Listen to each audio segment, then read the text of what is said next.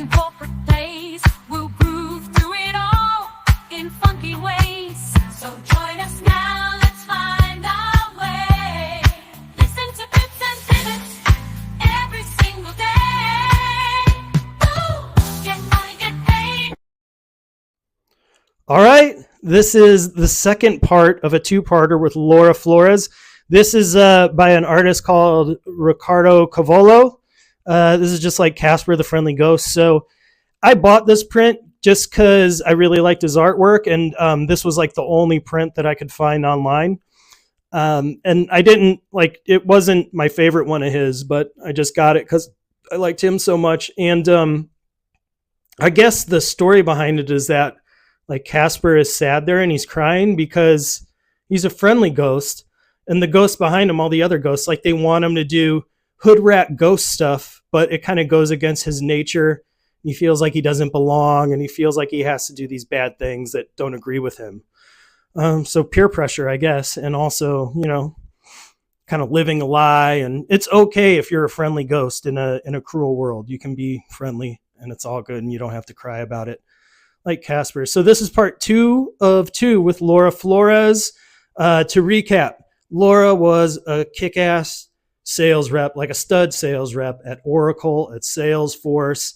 And she had some gnarly family stuff come up during COVID that made her just kind of think about, like, what is life all about? And why am I spending so much time and energy on this when, what's really important to me is like family and that type of thing. So she left sales and she didn't know what she was going to do. She found her way into sales operations. She loves sales operations. So this interview, we talk more about that transition. We talk more about like, if you're interested in sales operations, what you should do now to prepare, kind of the profile of someone who might excel and exceed in sales operations, and also the good, the bad, and the ugly of the job.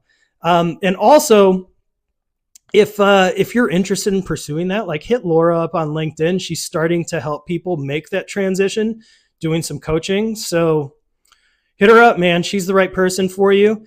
And please like, subscribe, and comment on the podcast. See you soon. What is the good and the bad of working in sales operations? Yeah, so weird. I don't know, the camera's being, I'm super white, but yeah, let me see if I can undo this. So first things first is I say, listen, if you want to be, in a Ferrari every day, if you want to be buying, really good, there we go. Really good, really nice clothes, really nice purses. Don't do it if your wife or your husband or yourself is like wanting to go first class to the Maldives don't do it. The money is just it's a big adjustment, right? Right. That's probably the first thing I tell people. If you're not willing to make some lifestyle changes, then don't do it. And then the other con is there's still pressure. I mean, it's still stressful. You're not carrying a bag, and you're not you don't have a number over your head, but it is very stressful. You're at the mercy of powerful sales leaders who want what they want, and they want it fast. And so if you're looking for like a chill job where you don't really do anything all day, ops is not it. No. So those are my two, like, these are the two caveats, right? Like money, and it's not going to be a chill job where you just click some spreadsheets, right? And that's it. That's not the nature of the job. The pros, though, there's a lot. I mean, one of them is if you were in sales before, you're going to be a great operations manager or operations leader, because you can empathize with sales reps, where there's a lot of operations people who can't, they haven't been in sales before. So building rapport with your leaders and your team is really easy. And I get that all the time, like from who I support. Oh my gosh, you're just like so easy to work with. And I'm like, yeah, I know, because I know what it's like to be in your shoes, and I don't want make life harder. The second thing is that you don't have a quota, right? So I don't expect to get burnt out in operations the way I did in sales. Right.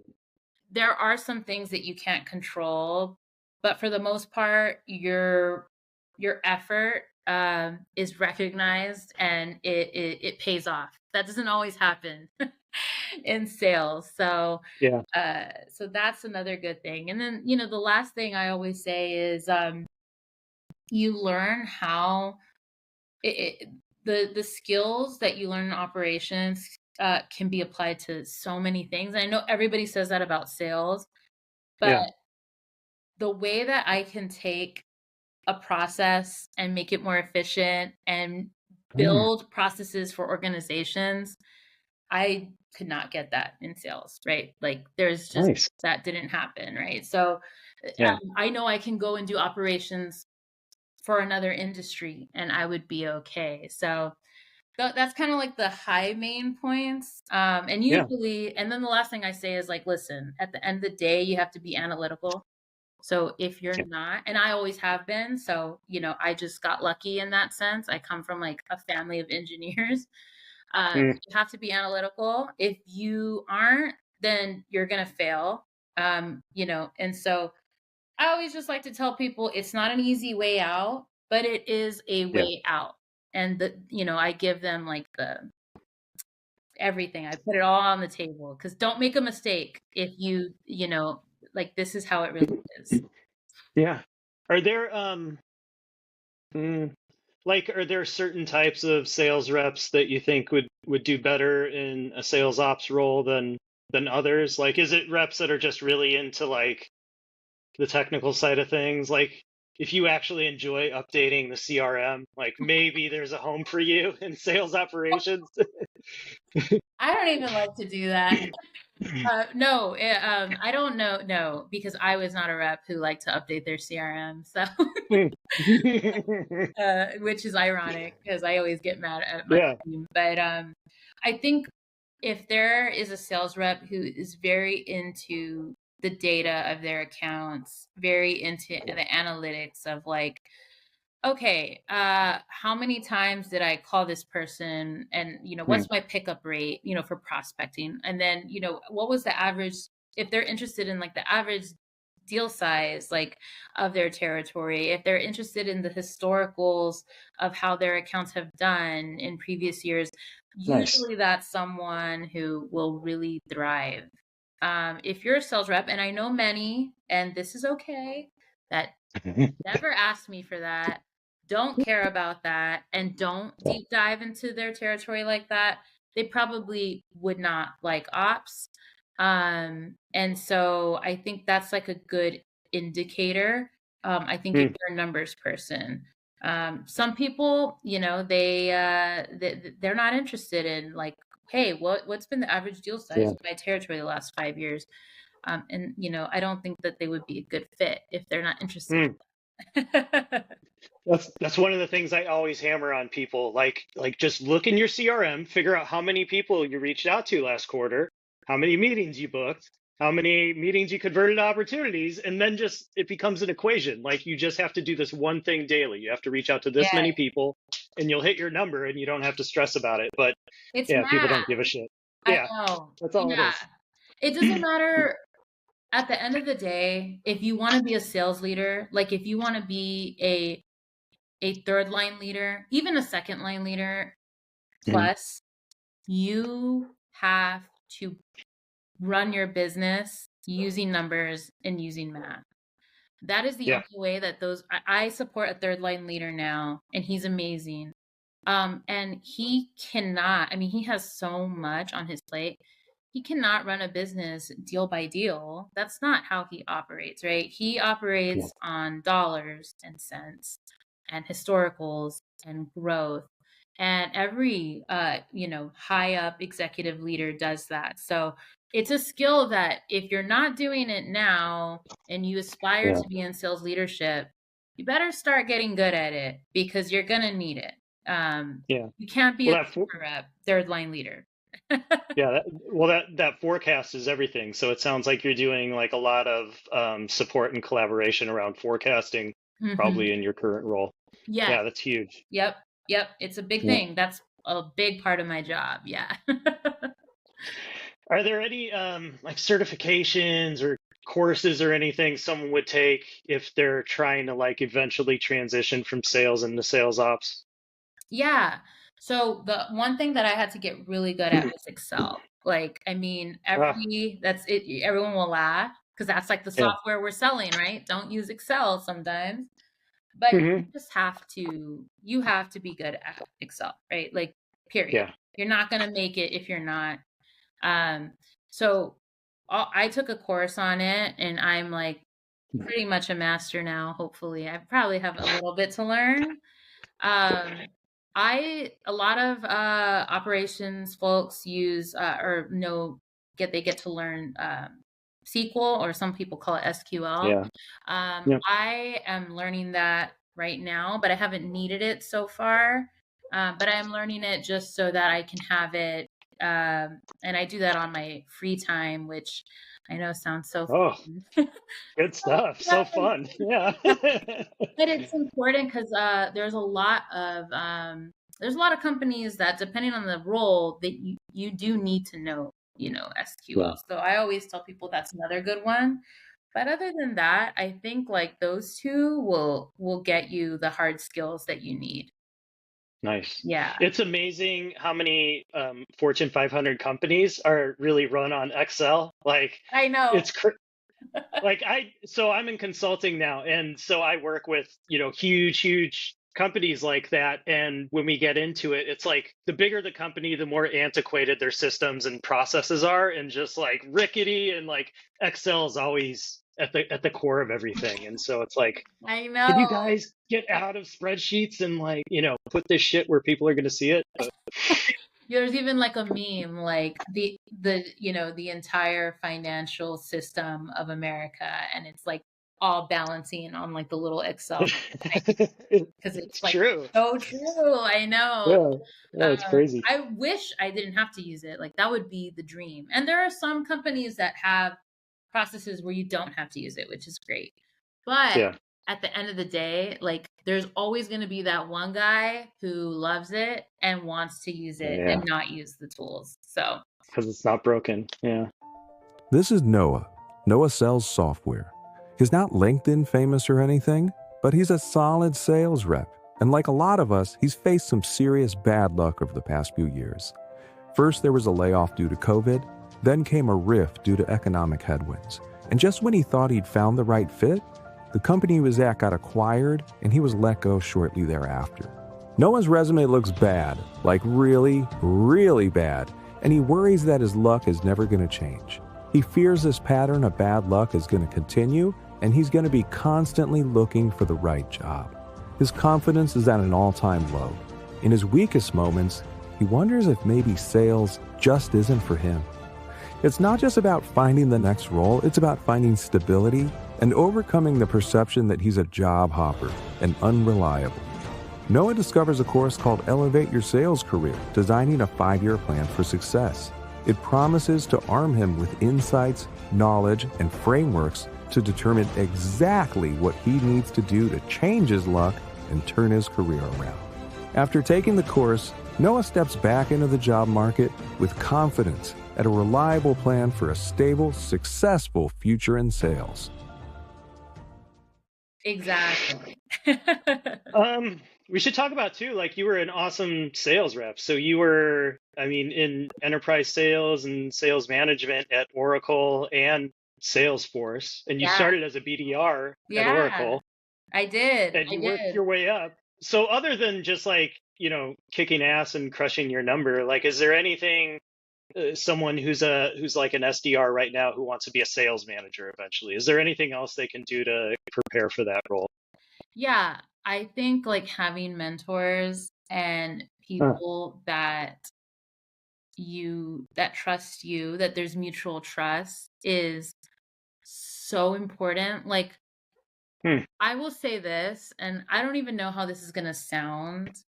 I've probably had to interview for like maybe 2 jobs ever. Yeah. And the rest I got because I had a leader who wanted me on their team.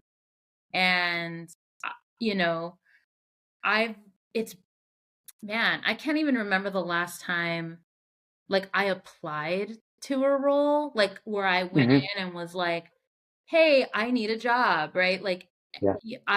my network has been so good to me, and I'm very good to my network, so I'm hoping it's just positive karma. So I always Yeah. and I mentor some people myself, and I tell them, if you want to move up at your company, you need to go find someone that will go to bat for you. And they're not going to offer to be your mentor. Like, you have to go do Yeah. that. And it sounds so cliche, but it's like the number one most important thing you can do for yourself. So that's Do you number one. do you, and I'm sorry I'm interrupting you, That's but good. do you like I, I get into like the nitty gritty. So do you legit like go up to someone and be like, "Hey, would you go to prom with me? Like, will you be my mentor?" Is it Yeah. like that or okay? Literally, All right. yes. Yeah, yeah, literally. I mean, um, you might get told, "Hey, I'm too busy." Sometimes Yeah. your mentor doesn't have to be the senior vice president of sales. Your Yeah. mentor can be a frontline leader. Your mentor Yeah. can be like, if you're scared or, you think that person's too busy, which I've heard a ton of people get rejected. I mean, that's just what happens. But you're in sales, so you're used to it. I always picked mentors who I felt um I really related to and who I wanted Hmm. to be like. So I always had two. I always had at least two, but one who was like me, a woman, possibly Latina, in the same role. And then I always had a mentor who was like a male who, was maybe like in a different industry, just because I think those two perspectives are so important. But yeah, I mean, yeah, that's literally what you do. I would email people. I will LinkedIn them. I'm not afraid. Like, I I know can't that. be afraid of that, Yeah. because when I posted that I needed a job, the amount of people that reached out to me and said, "Hey, I have a spot for you on my team," was Yeah. insane. And again, it was a different time. It was Yeah. 2020 and everyone was hiring. It's a lot harder right now.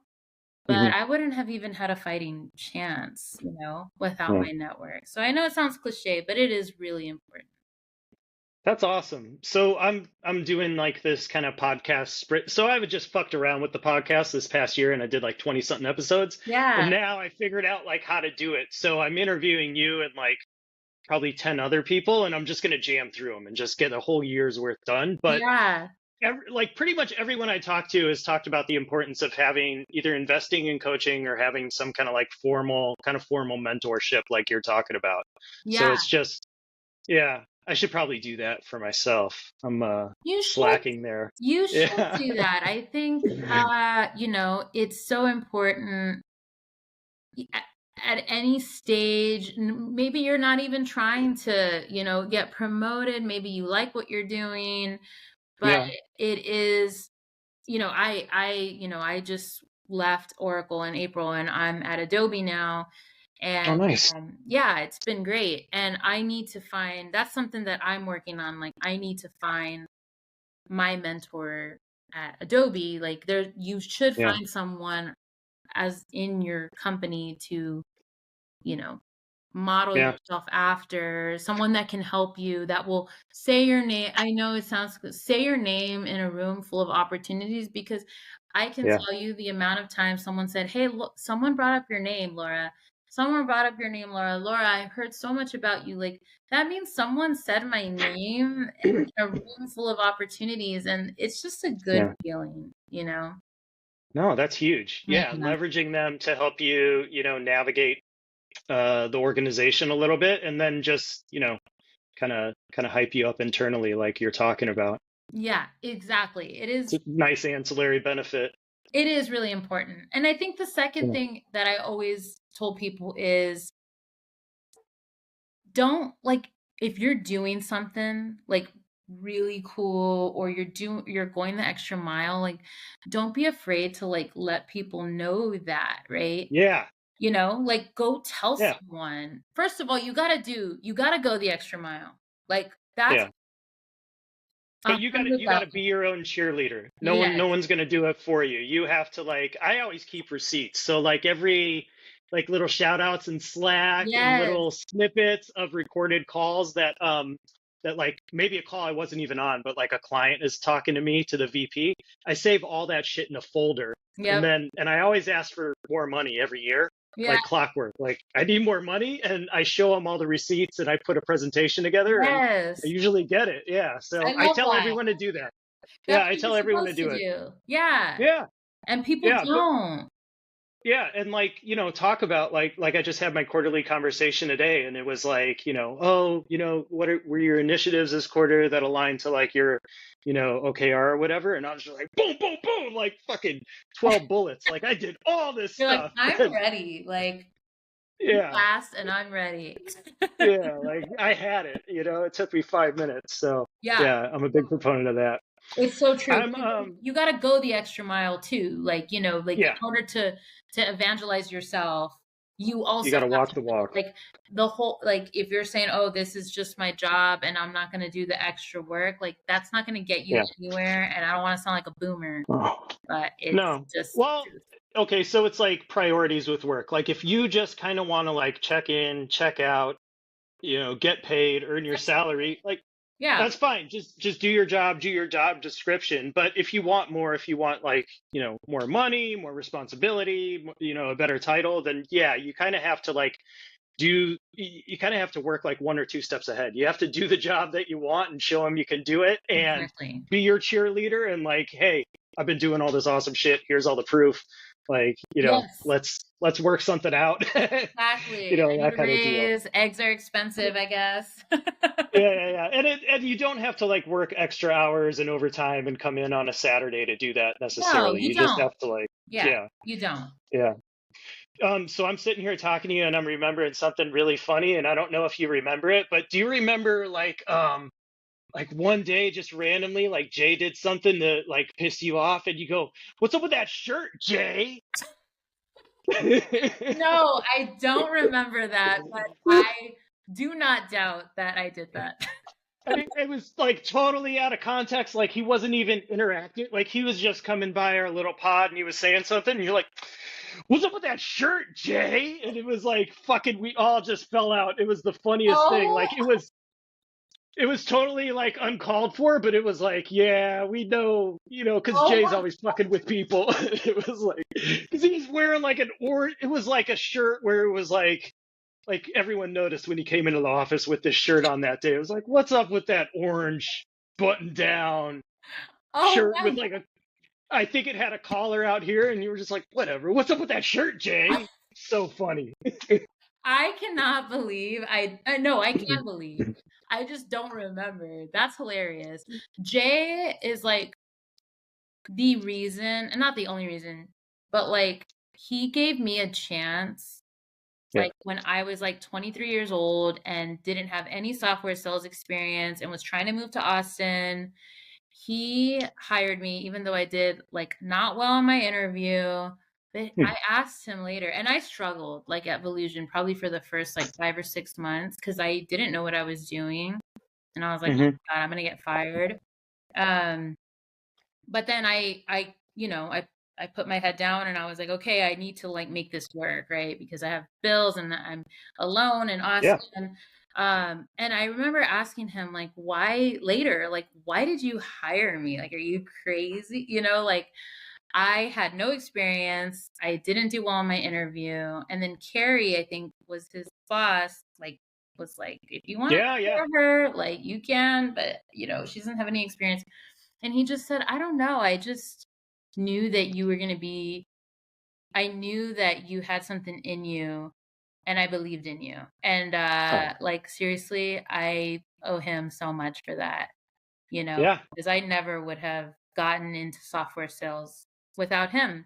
So I'm sorry, Jay, for for knocking me your shirt. It was just, it was so funny. I don't know. It was That's so funny. But yeah, I think Volusion is still like my favorite place that I ever worked at. Like it was just so comfortable and everyone was so nice and like I mean they didn't pay anything and they kind of neglected the software after a while, yeah. but it was still they took care of you, you know, as Yeah. much as they could.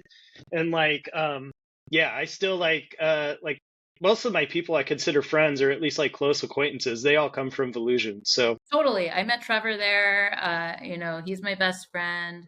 I loved working there. yeah. It was definitely during like a very tumultuous point in my life because I had just moved to Austin and I was 23 years old and I was like partying all the time. But Good times.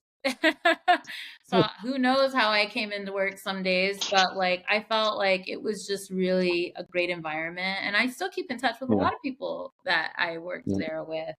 And I loved The Office. The Office was so fun. Yeah. It Yeah. was great.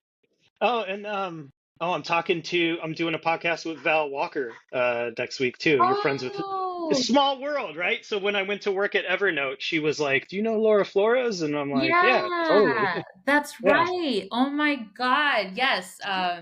Yeah, it is a small world. I think I remember her telling me that because yeah, I do remember. This was like what, like in 2016 or 20, when was it? You guys worked there? Maybe it was a little bit later than Yeah, it was maybe like 2 or 3 years before COVID. We worked okay, together for like a year. okay, yeah. Yeah, She yeah. was like, "Do you know Chris?" And I was like, "Yeah, I do actually." Yeah. She's There was she's the best. She's awesome. And then there was this guy who was actually friends with your husband that I worked at. I worked at this startup for like 3 months and then they got acquired and I was like, I'm getting out of here. Oh my I God. don't want to be here anymore. But Who was I it? think he was like he worked for an insurance company Aaron prior Hughes? and like maybe he wears like rimless glasses. He's like a thin Latino dude. And Yeah. he said he was friends with your husband and he was like in your wedding too, I think. Maybe. Oh, wait. I forget his name. Is it Patrick? I forget. I Yeah. forget the name. We worked at a company called Indio. Yes. Yes. It was wait, there's two that are like that. I think I'm getting the stories confused, but I think it's Patrick. He lives in San Antonio now and he has a baby. So Oh, that's awesome. yeah, That's so great. yeah, he's really close to my husband. They grew up together, so they went to the same high school. Yeah. And yeah, Yeah, that I didn't Patrick know you sounds worked right. there. Yeah, I worked there for just for like 3 months. It was I don't even put it on my resume because it was so short. I Yeah, don't count it. I remember when it happened. He was like, "Oh my God, they got acquired." And I think he worked. Yeah. I forget where he works at now, but yeah, he's working remote. Yeah. So yeah, Super nice guy. it's a very small world. It is. Yeah. So, is there anything like you wanted to promote or where can people connect with you? Yeah, always connect with me on LinkedIn. I haven't been as active on there because I've been really busy with my new job. Well, new-ish, I guess. I've been there for Yeah. 7 months. But I love connecting with people on LinkedIn. It's Laura Flores. And I just love connecting with people on there and growing my network. I probably have maybe a call a week with people who are looking to transfer into operations. It's funny Oh that yeah. you invited me to this because I've been thinking of doing like a whole webinar on that just to show people what it takes to do it if they're interested. And so, yeah, if you are looking to get that guidance, I love helping people. I'm a big believer in like, if I put it out into the universe, it will come back to me. And I feel like I've helped so many people, and I'm not just saying that to toot my own horn. And Yeah. and I feel like I get that love in return. So if you're interested in making a switch or talking about burnout, or big thing about me is like I really, really want everyone to take care of their mental health. That's a huge, huge thing for me. I'm very passionate about mental health for both men and women. Everybody, doesn't matter Mhm. gender. And you don't have anyone to talk to, I always say reach out, and I'm not just saying Oh, because we all need someone to talk to. So what a sweetheart. That's Yeah. amazing. It's good. It's good to like listen to people, you know. I think there's a lot of people that don't have anyone to talk to. Yeah. And even if it's a stranger, you know, not everybody can afford therapy. I go to Yeah. therapy and it's expensive, so I understand. So yeah, that's where you can connect, and I love connecting with people on there and giving them advice and just shooting the shit, man. Hell yeah. No, that's awesome. You should charge people for that though. Like, That's one you're of the, my yeah. friends, Ryan, not my husband, another friend, Ryan. My husband's name is Ryan. My other friend, he was like, Laura, he called me literally, and he was like, Laura, you need to coach people on how to move Mhm. from sales to operations. And he told me this maybe like 2 or 3 years ago. And I was like, I don't know, Ryan. I don't think anyone would pay for Yeah. that, but Oh, I maybe. think they would. Yeah. No. All right. Part 2 with Laura Flores in the books. Look up Laura Flores on LinkedIn. She's Laura Flores in San Antonio. She works at Adobe Marketo. I just mentioned that because there's multiple Laura Floreses on there. And if you have any like curiosity about leaving sales, getting into sales operations, hit her up. She's the right person. She's been through it. She's look at this. Her name's Ruby. Ruby, can you see yourself there?